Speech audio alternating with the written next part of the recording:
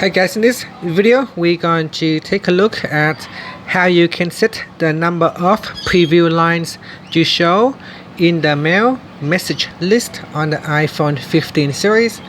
First, let's go back to the home screen by swiping up at the bottom of the screen. And from the home screen, tap on settings. Now in the settings page, we then scroll down and then tap on mail.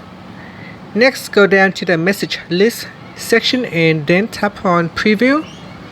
Now by default it is set to 2 lines. From here you can choose between none, 1 line, 2 lines, 3 lines, 4 or 5 lines.